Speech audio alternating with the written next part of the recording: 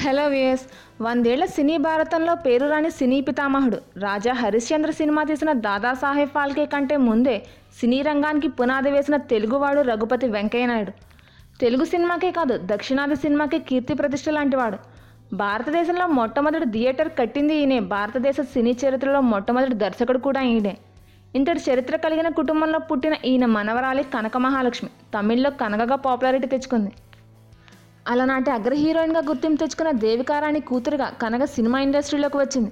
కరకాటరన్ మూవీతో కెరీర్ని స్టార్ట్ చేసిన కనక నటించిన మొదటి సినిమానే తమిళ్లో సూపర్ హిట్గా నిలిచింది.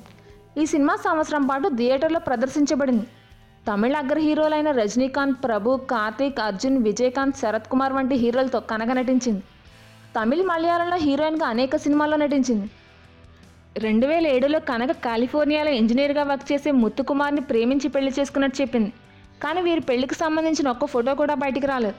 పెళ్లి అయిన 15 రోజుల తర్వాత తన భర్తను సినిమా ఫైనాన్షియర్ కిడ్నాప్ చేశాడని కనక ఆరోపించింది. కానీ కనక తండ్రి హీరోయిన్ దేవిక భర్త మాత్రం తన కూతురు మానసిక పరిస్థితి బాగాలేదని, తనకి పెళ్లి అవ్వలేదని మీడియా ముందుకు వచ్చి చెప్పారు. కనకకు పెళ్లి అయిందా లేదనేది ఓ మిస్టరీలానే ఉండిపోయింది. సినిమాలకు సక్సెస్ అయిన కనక తల్లి దేవిక చనిపోవడంతో సినిమాలకు దూరమైంది. ఆ మధ్య ఆమె క్యాన్సర్తో చనిపోయినట్టు వచ్చిన వార్తలను ఆమె మీడియా ముందుకు వచ్చి ఖండించారు. తాను బతికే ఉన్నానని, తనకి క్యాన్సర్ లేదని చెప్పుకొచ్చారు.